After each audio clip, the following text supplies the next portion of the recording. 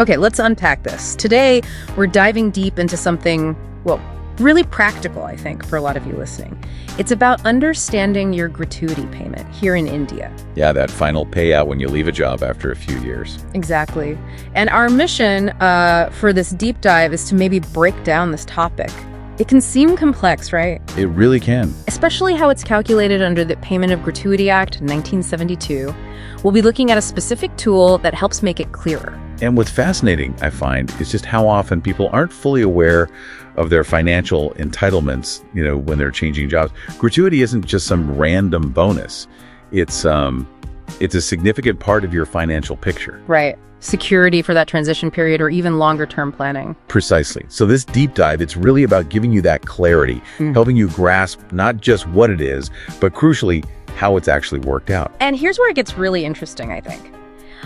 We're going to walk you through using a specific gratuity calculator, one that can instantly give you an estimate and also check if you're even eligible. Which is often the first hurdle. Yeah, it's a great way to see how these kind of complex rules get simplified. Okay, so first things first, how do you even get started? Let's say you're nearing that 5-year mark, or maybe just thinking about a move. Well, one tool we looked at, you can find it pretty easily if you just search Smart Study Blog on Google. Then head over to their tools section. Look for the gratuity calculator. And now the crucial inputs, what you need to put in. First is your last month drawn salary. And this is important. Yeah, what exactly goes into that number? It's your basic salary plus your dearness allowance, the DA, combined.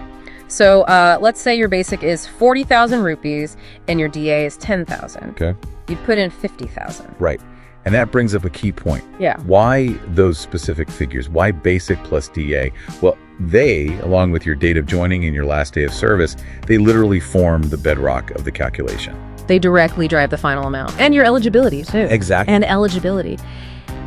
Here's a really crucial detail. The one that honestly can catch people out if they're just under 5 years. You have to select your company work week. Ah, yes, the 5-day versus 6-day week thing. Seems minor, but it matters. It really does. Most companies in India, sure, they're on a 6-day week basis for this calculation, but some are 5-day. Picking the right one is vital for getting that eligibility check right.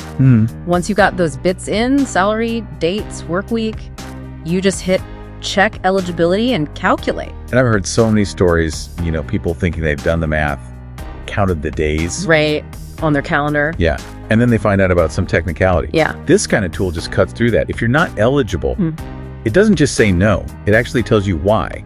It clarifies, okay, you generally need 5 full years.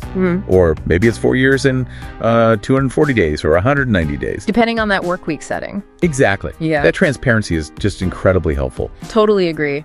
No more head scratching trying to count work days yourself. It just does it. Big time saver.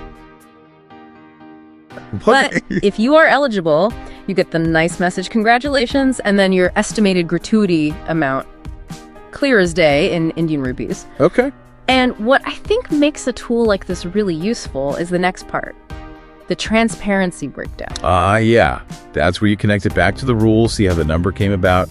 That's where you get the real understanding, I think. Yeah. It shows your total service duration, years, months, days, and then crucially, the years for calculation. That rounding up bit. Exactly. It highlights how if your service in that last year is more than 6 months, it gets rounded up to the next full year for the calculation. That's a detail lots of people might miss otherwise. That's for sure. And then it lays out the gratuity formula itself. Salary times 15 divided by 26, then times years of service. Salary x 1526, x years. Yeah, and that 1526, it's not just random. It represents 15 days wages out of a 26-day working month, which is kind of the standard assumption in the Act. Right. It standardizes the monthly wage calculation for this purpose. Then it shows the final calculation with your actual numbers plugged in, so you see exactly how your salary and years led to the result. And really importantly, there's usually a legal note.